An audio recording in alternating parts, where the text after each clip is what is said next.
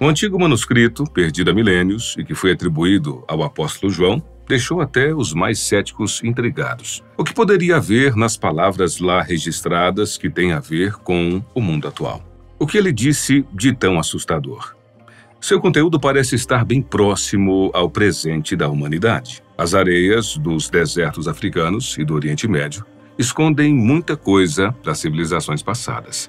Um exemplo disso são os famosos pergaminhos do Mar Morto, uma coleção de mais de 900 manuscritos milenares encontrados em 11 cavernas nas colinas que ficam ao redor das ruínas de Khirbet Qumran, no deserto a leste de Jerusalém. Apesar da época em que foram descobertos, entre o final dos anos de 1940 e início dos anos 1950, por pastores beduínos, os documentos encontrados em Qumran datam de milênios, alguns até antes mesmo do nascimento de Jesus.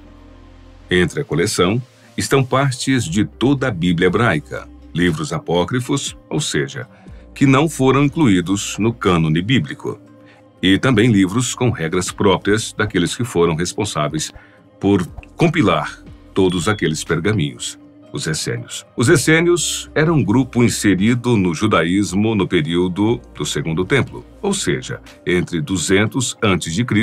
e 70 depois de Cristo. No entanto, não eram de todo um povo judeu, diga-se de passagem.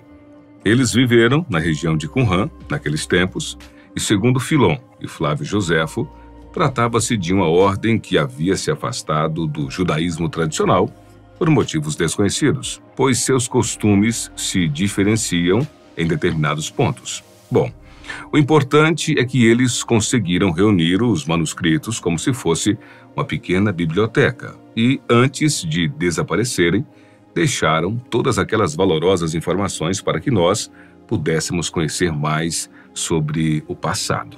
Alguns anos antes, em 1920, o egiptologista Bernard Grenfell trabalhava em escavações na região desértica do Médio Egito, quando acabou descobrindo um verdadeiro tesouro. Vários papiros e objetos de diferentes épocas. Um deles, que por pouco não continuou perdido, até mesmo pelo seu tamanho, não mais que o de um cartão de crédito, e que posteriormente ganhou o rótulo de P52, referindo ao papiro de número 52. Há décadas vem sendo guardado pela Biblioteca John Hilland, em Manchester, Inglaterra. Trata-se, segundo alguns historiadores, de uma importante parte da Bíblia. O texto está escrito em grego antigo e é parte do capítulo 18 do Evangelho segundo João.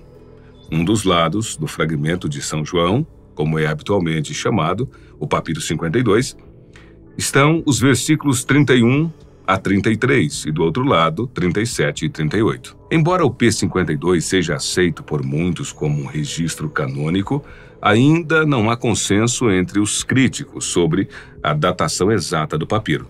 De qualquer maneira, o manuscrito é amplamente aceito pela Igreja Católica e por historiadores próximos a ela como o texto mais antigo de um evangelho canônico, o que o torna o primeiro documento original ainda existente que se refere à pessoa de Jesus. Além disso, segundo um grupo de historiadores, alguns daqueles documentos foram ocultados dos olhos curiosos e vulneráveis das pessoas. Mas é aqui que a história começa a ficar mais interessante.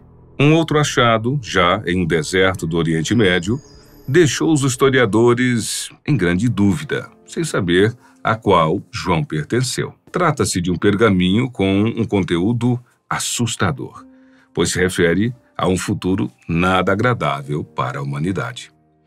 A questão da autoria é importante, uma vez que, ao contrário do que diziam Irineu e Tertuliano, no século II, os autores do Evangelho e do Apocalipse, ambos chamados João, não são a mesma pessoa, de acordo com os estudos posteriores da própria Igreja Católica e também dos historiadores ligados a ela. Mas então, de qual João pertenceria esses novos escritos? Algumas características observadas pelos estudiosos para distinguir as escritas são, normalmente, a caligrafia, a forma com que as sentenças são escritas e outros detalhes. Esses textos usam muitos elementos fantasiosos e simbólicos, e pelos seus atributos contextuais, podem ter sido escritos pelo mesmo João de Patmos, ou seja, o que escreveu o livro das Revelações, ou Apocalipse. Relatos dão conta que, na verdade, esses textos referem-se a acontecimentos tão ou mais apocalípticos do que o próprio livro das Revelações, levando alguns a crerem que poderia ser uma continuação ou uma versão livre e completa daquela que foi parar no Novo Testamento. Será que esse conteúdo é tão horrível assim? O que poderia ser pior do que as profecias do fim do mundo que já conhecemos pela Bíblia? Assim como o livro canônico, esse apócrifo, se é que podemos classificá-lo assim, fala também sobre o fim dos tempos, contudo, de uma maneira mais sombria e detalhada. Ele foi visto como a versão não autorizada do Apocalipse. Quem sabe não seriam as palavras originais do livro que realmente foi incluído na Bíblia. Os primeiros a acessarem esses pergaminhos decidiram que torná-lo público poderia trazer muita confusão e pânico entre os fiéis. Por isso, seria melhor mantê-los em segredo até que as pessoas estivessem prontas para conhecer a verdade. De acordo com algumas testemunhas que tiveram acesso ao conteúdo desses pergaminhos, o autor parece ter explicado os detalhes dos acontecimentos que lemos na versão canônica, até mesmo falando sobre cada uma das trombetas e os sinais atuais de que o fim do mundo está mais próximo do que imaginamos. Segundo a Bíblia tradicional, a primeira trombeta citada em Apocalipse 8:7, por exemplo, simboliza um juízo divino que resulta em destruição significativa na terra, incluindo queima de 1/3 das árvores e toda a erva verde. Segundo os futuristas, esse é um julgamento literal de desastres climáticos e ecológicos, levando em consideração que o desmatamento e os incêndios são responsáveis diretos pelo processo de desertificação. E isso é o que pode ter se iniciado ainda no século XIX, especialmente após a Revolução Industrial. Será que chegaremos a tanto? Não se esqueça que a primeira trombeta é somente o primeiro aviso, e sim, é visível a participação humana cada vez mais crescente no quesito desmatamento. E em lugar das matas, enormes lavouras e pastos para que haja alimento para todo mundo, formando assim um paradoxo. Se não desmatarmos, não haverá espaço para culturas. Se nada cultivarmos, o que iremos viver?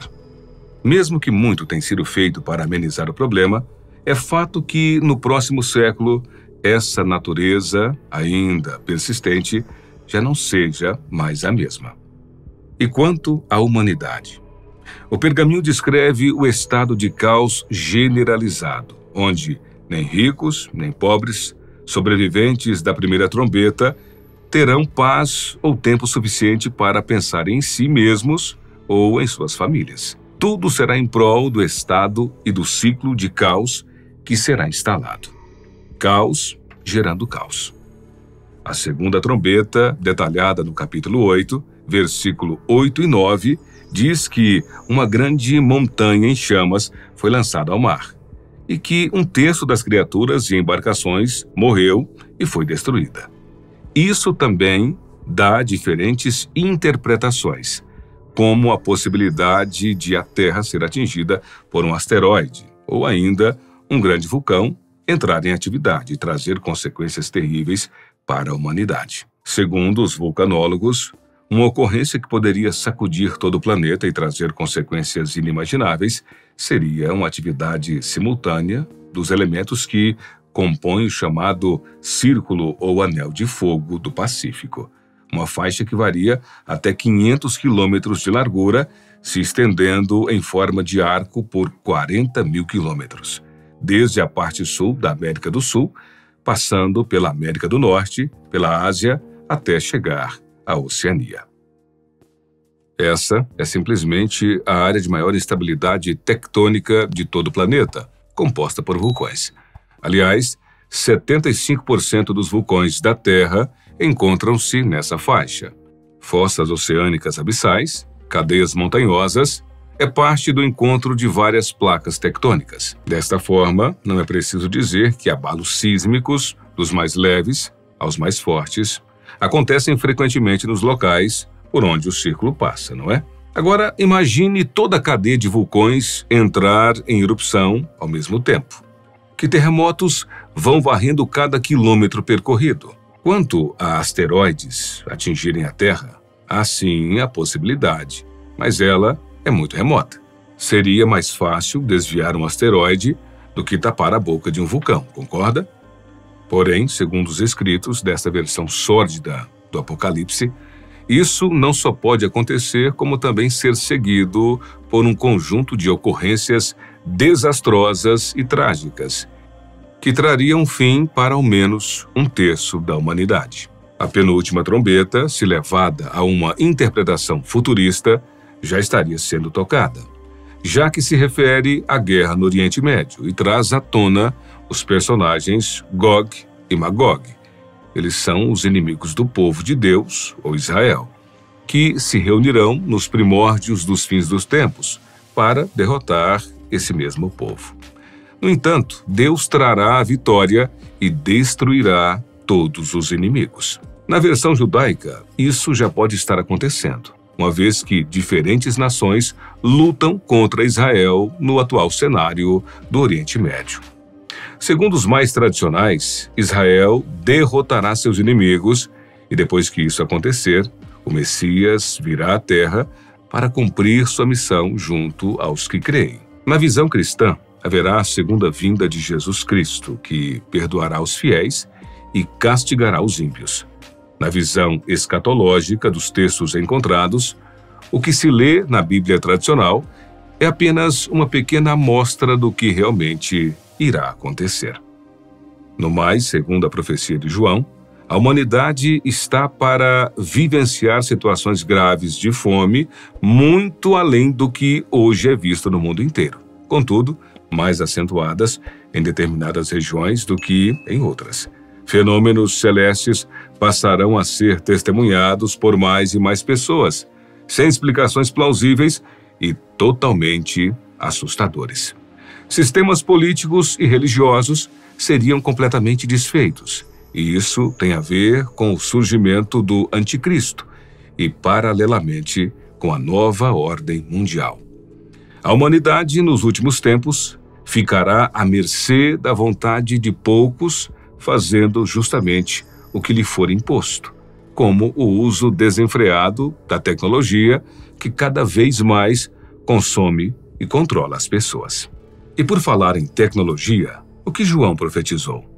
Não diretamente, mas em Apocalipse, por exemplo, encontramos duas referências que são interpretadas por muitos como sendo relacionadas ao mundo tecnológico e o que ele faz com as pessoas. Veja, por exemplo, Apocalipse 13, versículo 16 e 17, que dizem: "E faz que a todos pequenos e grandes, ricos e pobres, livres e servos, lhes seja dado um sinal na mão direita, ou nas suas testas, para que ninguém possa comprar ou vender, senão aquele que tiver o sinal, ou o nome da besta, ou o número do seu nome." Este texto é normalmente ligado ao conceito de controle tecnológico, como chip, biometria, sistema digital de rastreamento e de moeda digital.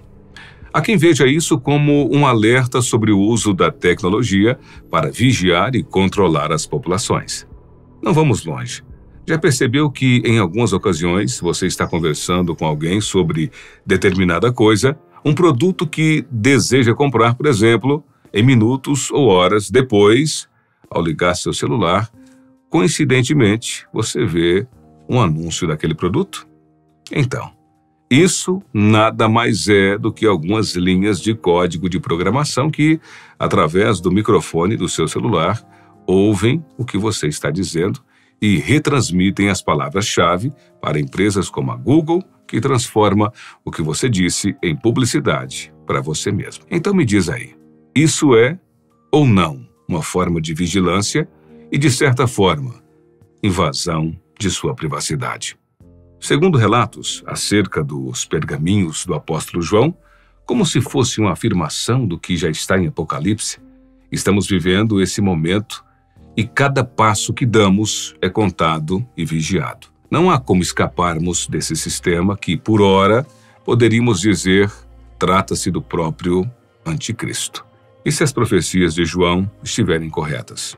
Os próximos anos serão da grande tribulação. Você acredita nas profecias bíblicas? Será que estamos sendo avisados? Comente aqui.